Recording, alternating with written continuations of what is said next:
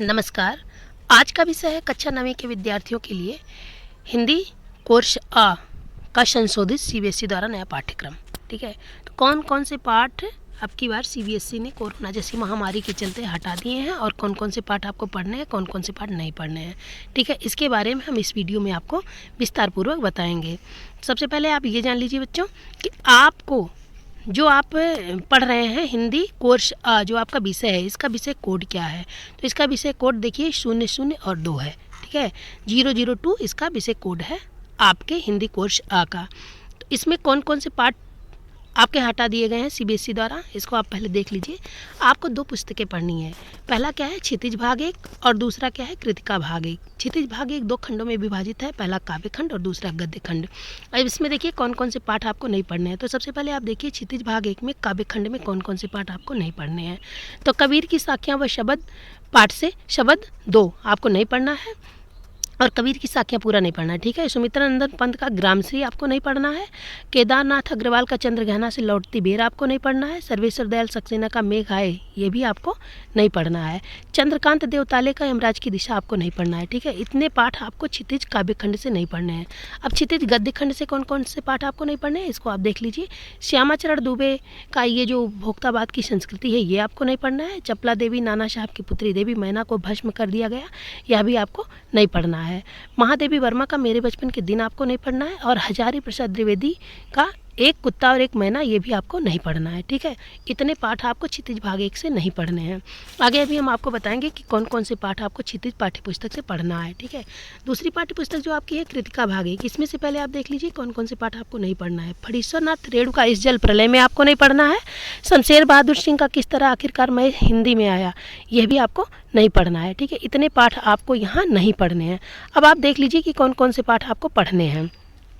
तो जैसा कि हमने आपको बताया कि हिंदी की जो आपकी पाठ्यपुस्तक है क्षितिज भाग 1, इसमें 2 खंडों में विभाजित है। ठीक है, तो हमने आपको गद्य खंड और काव्य खंड में क्या क्या नहीं पढ़ना ये बता दिया है। अब आप देख लीजिए आपको पढ़ना क्या क्या है। तो इसमें से आपको 2 बैलों की कथा ये पढ़ना है, ल्हासा की ओर आपको पढ़ना है। प्रेमचंद के फटे जूते आपको पढ़ना है और सांवले सपनों की याद ये भी आपको पढ़ना है। ठीक है, इतना आपको गद्य खंड से पढ़ना है। और काव्य खंड में आपको देखिए ललधर जी के वाक पढ़ना है, रसखान के सवैये पढ़ना है, कैदी और कोकिला पढ़ना है। और देखिए बच्चे काम पर जा रहे हैं ये आपको पढ़ना है, बच्चे काम पर जा रहे हैं। कुल मिलाकर के देखिए काव्य खंड में 9 पाठ हो रहे हैं, जिसमें से 4 पाठ आपको पढ़ना है और 5 पाठ आपको नहीं पढ़ना है। और गद्य खंड में कुल 8 पाठ हो रहे हैं, जिसमें से 4 पाठ पढ़ना है और 4 पाठ आपको नहीं पढ़ना है। अब आप ये देख लीजिए कि आपका जो परीक्षा का भार विभाजन हुआ है वो किस प्रकार से हुआ है।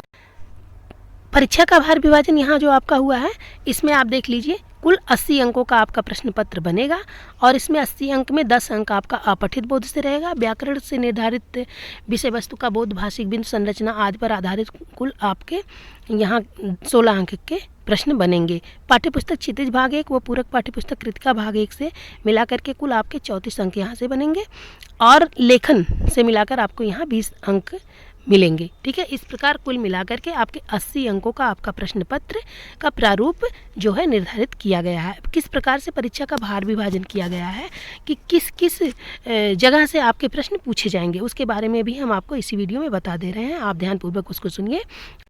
अब देखिए जो परीक्षा का भार विभाजन किया गया है हिंदी कोर्स अ के विद्यार्थियों के लिए कक्षा 9वीं के लिए, जो यहाँ 2020-21 में संशोधित पाठ्यक्रम में परीक्षा का भार विभाजन किया गया है। हमने आपको जो बताया है कि अपठित बोध से आपके 10 अंक के प्रश्न बनेंगे। उसमें देखिए अपठित गद्यांश चिंतन क्षमता एवं अभिव्यक्ति कौशल पर आधारित अति लघुत्तरात्मक एवं लघुत्तरात्मक प्रश्न यहाँ से पूछे जाएंगे। 2 प्रश्न अति लघुत्तरात्मक पूछे जाएंगे जो 1-1 अंक के होंगे, 2 अंक वहाँ से आपके रहेंगे।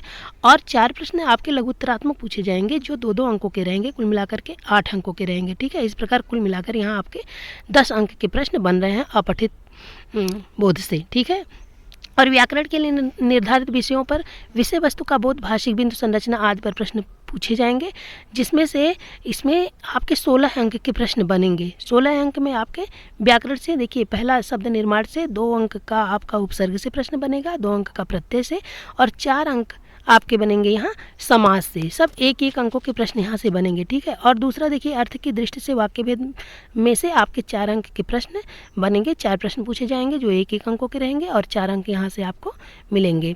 अब अलंकार, तीसरा देखिए, अलंकार में आपके 4 अंक के प्रश्न पूछे जाएंगे। अलंकार में आपको पढ़ना क्या क्या है, शब्दालंकार और अर्थालंकार। जैसा कि अलंकार का भेद होता है उसमें पढ़ना है। शब्दालंकार में अनुप्रास अलंकार, यमक अलंकार और श्लेष अलंकार पढ़ना है, तथा अर्थालंकार में उपमा अलंकार, रूपक अलंकार, उत्प्रेक्षा अलंकार, अतिशयोक्त अलंकार, मानवीकरण अलंकार, इतने अलंकार आपको पढ़ने हैं। और कुल मिलाकर के यहाँ व्याकरण से आपको 16 प्रश्न पूछे जाएंगे, जो 16 अंकों के रहेंगे, एक एक अंकों के सारे प्रश्न रहेंगे।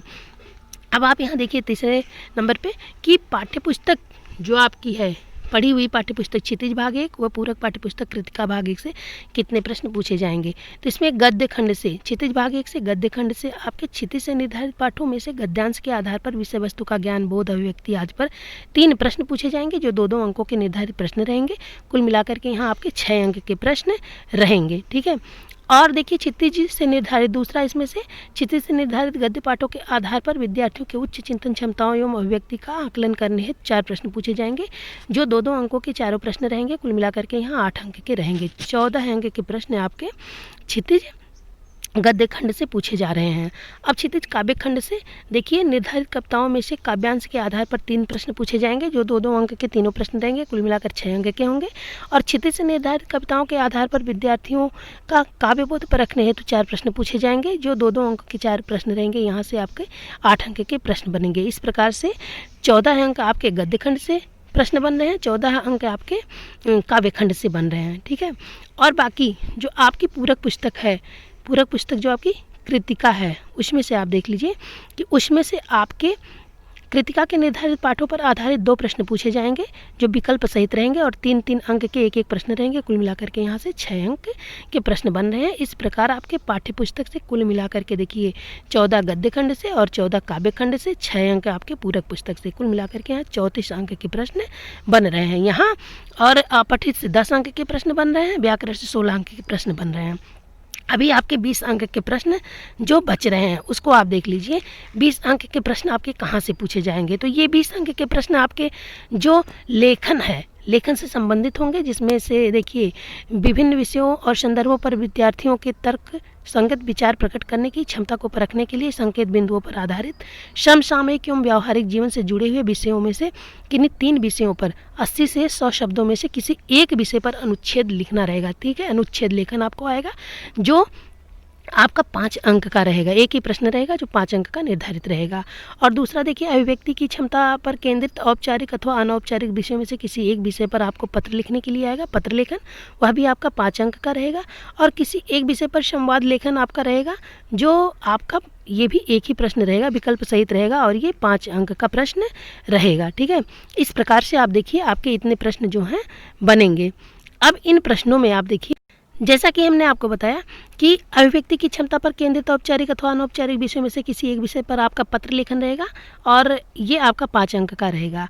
और देखिए कि एक विषय पर संवाद लेखन आपको आएगा, यह भी आपका जो रहेगा संवाद लेखन, ये 5 अंक का रहेगा, विकल्प सहित रहेगा, ठीक है।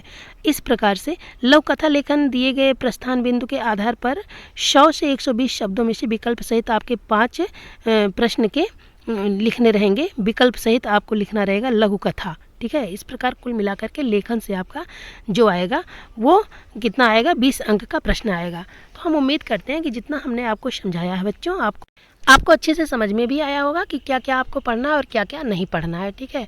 अगर इस वीडियो को आप पहली बार देख रहे हैं तो वीडियो को लाइक करिएगा, अपने दोस्तों को शेयर करना मत भूलिएगा। अगर चैनल पर आप पहली बार इस वीडियो को देख रहे हैं तो चैनल को सब्सक्राइब जरूर करिएगा। धन्यवाद।